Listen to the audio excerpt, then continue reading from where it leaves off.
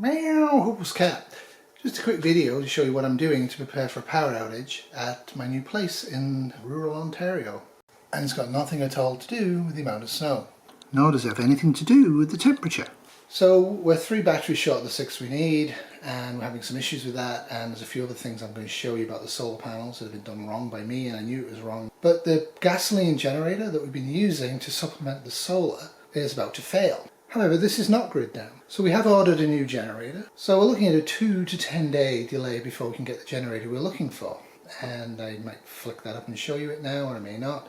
Basically, we want it so we can attach it into the propane tank so it can run a lot better than just on the gasoline. And we're still waiting for the generator, the propane generator, to be taken away, fixed and replaced. Or fixed, apparently, because I don't seem to feel the need to replace something that doesn't work, even though it only worked for 93 hours and only worked for 60 hours in any reasonable fashion. So what am I doing anticipating a power outage? I'm charging up my BioLite little flashlights, I'm charging up my BioLite lantern, and I have charged up my 250 AlpenGlow. Not quite there, so I'm going to leave it a bit longer. The 500 AlpenGlow is actually fully recharged, and as I said, it survived a chaotic night of camping when it was very cold and snowy. I'm charging up my BioLite solar panel with attached battery and my BioLite kit for indoor lighting. Powering up the BioLite grill. Powering up the batteries. And of course any power battery banks that I have. So we should of course on a day like today be getting more power than we need for the day and filling up batteries. And we're not. The reason being that the solar guy told us to put these at 76 degrees at night and when it's going to snow, and to put them at 60 degrees for snowfall. I was doing this initially, and now of course we're in a critical power situation and we have snow and ice on the panels. Now within 2 to 3 days the temperature is going to go up from -20 centigrade to almost 0, so this should actually fall off. But from now on I am going to put these at 76 degrees every night and for every snowfall, and then put them at this degree, 60 degrees for the sunlight. It definitely is a thing, it does stick. This shows that a little knowledge can be a dangerous thing. I was completely content to do this every night and every morning. I'm also going to have to get up there and remove those branches using a ladder, but that's probably going to be when there's no snow on the ground, because I don't want to die. So I'm confident that sometime today or tomorrow the snow will fall off, especially with the sun that's hitting it. But you can clearly see here why leaving this for 6 months without chopping trees down is a huge bad idea, especially when you have no mains power at all. In anticipation of this, we actually produced a lot of leftovers for the next day or two. So what I'm going to do after that is I'm going to use the BioLite grill, the big grill that I did a video on previously years ago in Newmarket and almost burned the garage down. Most of what's smoking here is damp wood. As I thought it would, the wind's getting up and it's probably going to rain. Cool. That will look incredible in the dark. 3 safety tips.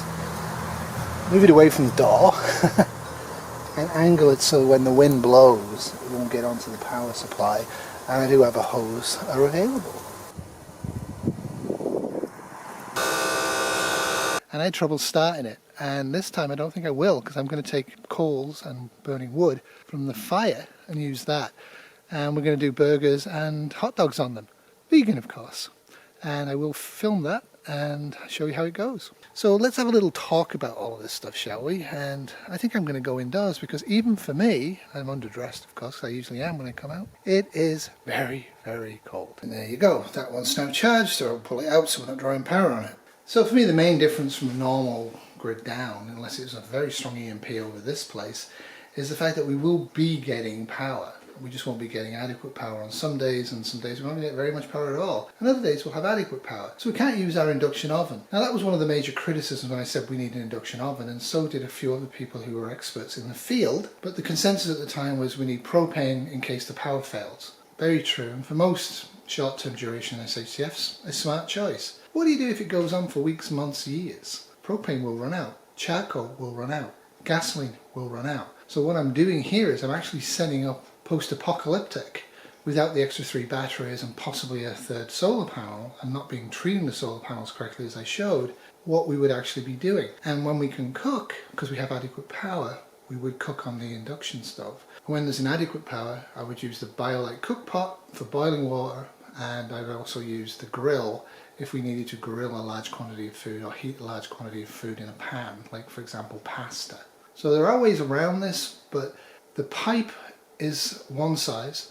When the amount of the pipe contracts, you then run out of power, and you have to accept that. So the major issue for us right now would be the fridge.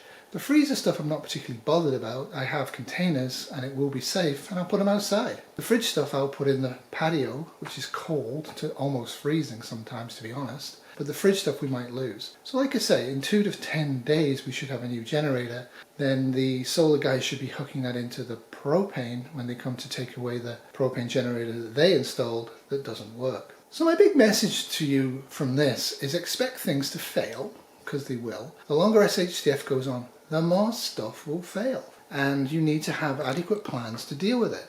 And adequate plans to deal with it isn't using normal power until you run out of gasoline, or normal cooking until you run out of propane. Those types of resource in an ongoing SHTF need to be marshaled carefully.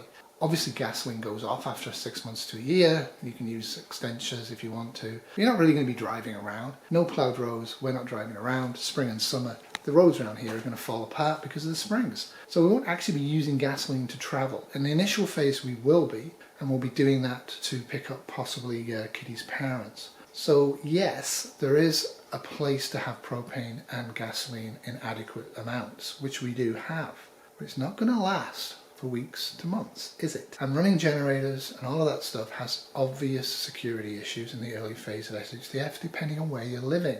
Up here, pretty much everybody has a gasoline generator and everybody's going to be running it, and a lot of the homes have solar power. We have a passive house, which is our force multiplier. Without power at all, we stay warm as long as we can chop wood, and that's a huge advantage.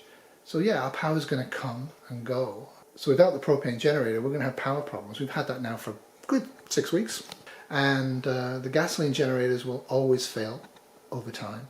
So it's interesting to see what happens, and this is a test of resolve, it's a test of resilience, and basically that's all I wanted to say. Other than have a great day, I'm still happy. Kitty's reading a book, and we're going to do our online course on early modern history and take it easy, because little Wolfie isn't very well. He is eating a little bit, but not as much as he normally does, and he's sleeping a heck of a lot, and he's showing signs of being very, very old. And then for a few hours a day, he's like wide awake and bouncing around. So we're obviously very, very focused and worried about him. So yeah, that's what I'm doing. If you have any suggestions of what else I could do for an indeterminately long situation of inadequate power that's going to fluctuate, let me know. Toodles. This video has been brought to you by a Tiny Terrier 2022 production.